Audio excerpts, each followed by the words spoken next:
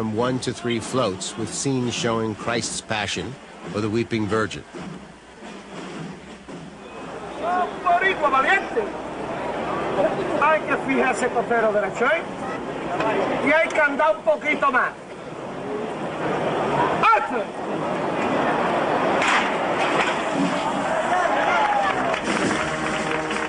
Each float weighs 2 to 3 tons and is carried through the streets of Seville by groups of young men.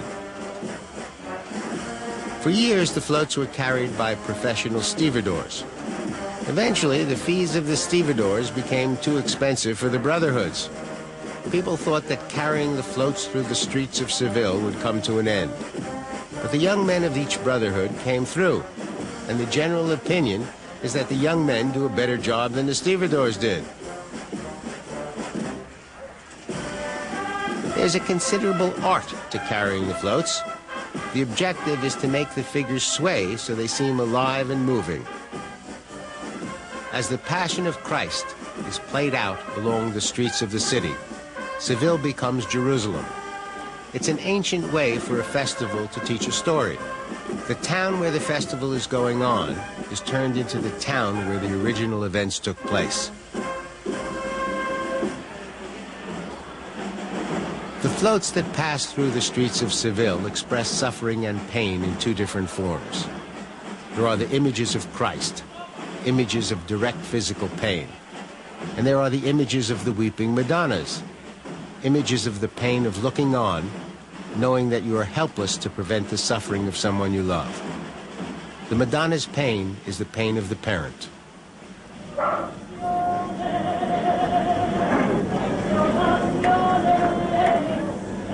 There are magic moments during the festival that are called citas, which is the Spanish word for arrow.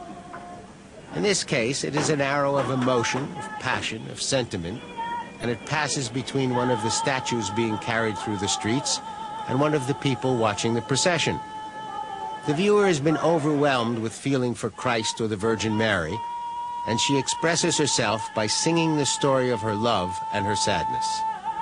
Writing and singing citas is an art form, and one of the most amazing aspects of the entire celebration. But they are also very personal moments. Often it is only the singer who knows when and where a cita will take place, and sometimes a singer only finds out because he or she is suddenly singing. The procession goes on day and night for 7 days. Each float must pass through a series of streets, and every float must stop at the cathedral. The public commitment to Christ, this show of love, is a central part of the Church of Seville, and it became an essential aspect of the Church of Mexico.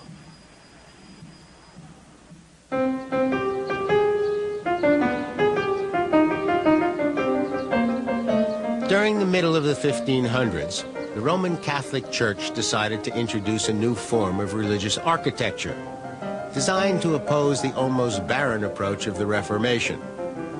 The new style came to be known as Baroque. It was adopted throughout Spain and soon began appearing throughout Mexico. It was rich, grand, sensuous, and dramatic. Its objective was to evoke an emotional response. In essence, it said this was the appropriate level of splendor for the Lord. It was a way to extend and encourage the public's faith in the Church. The ceilings of Baroque churches are always painted with vivid images of the divine world above. They invite the viewer to contemplate the rewards of heaven.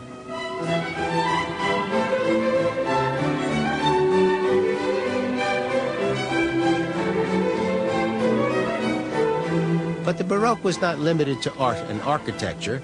It also became one of the greatest periods in classical music. Bach, Handel, and Vivaldi were all masters of the Baroque.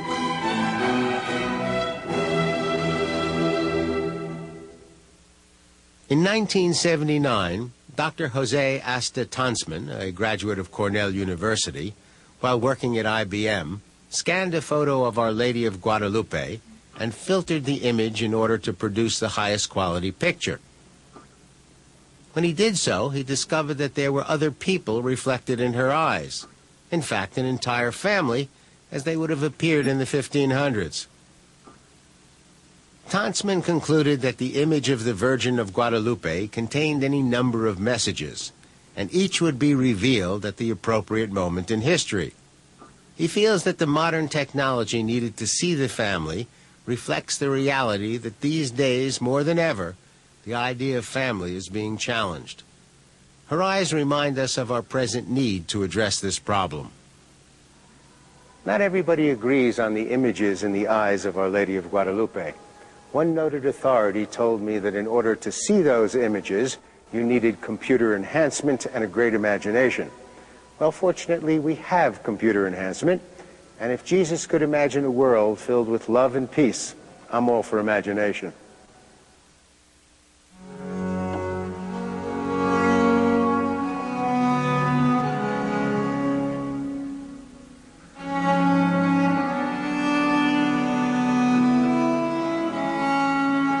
In almost every religion, there were men and women who were able to make contact with the spirit world and use the power of that unseen place to work wonders in our world.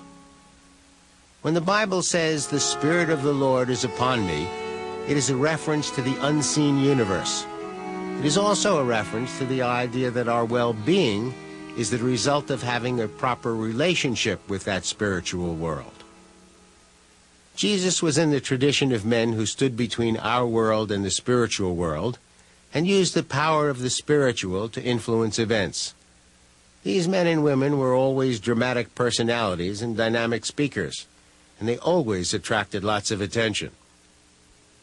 One of the major differences between Jesus and the mediators that preceded him was that instead of just using his power to heal individual people, Jesus set out to heal the entire world. Jesus asked his listeners to believe in his message, not because he said it was true, or because the message came from God, but because if they looked in their own hearts, they would feel the truth of his words. His message was very simple. God's love is unyielding. We need to accept it, and we need to let it pass through us to others. Love is the ultimate power. Jesus taught that everyone was equal in the eyes of God, and that the poor were as important as the rich. He opposed the corruption of the ruling class, and that challenged the status quo, and so they had him executed. The details around the crucifixion and the days after are somewhat limited, but what is clear is that his followers felt his presence more than ever. They had experienced his resurrection, and that produced the Christian church, which swept across the Roman world.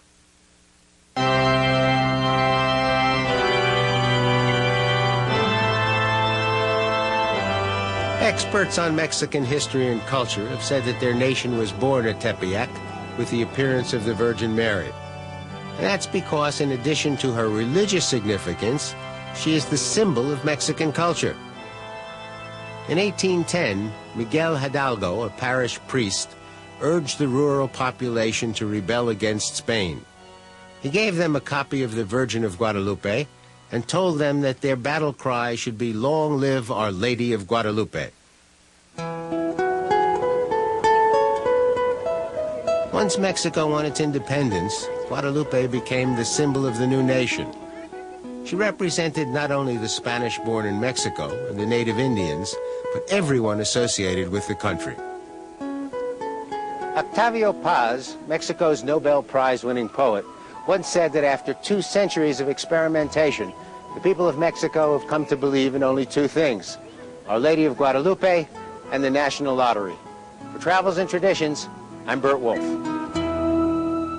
For a printed copy of the information in this show and details on how to take the same trip, send a stamped, self-addressed business-size envelope and $3 to Bert Wolf, Post Office Box 3111, Cedar Rapids, Iowa 52406. Please mark the outside of the envelope with the show title and show number. The same information is available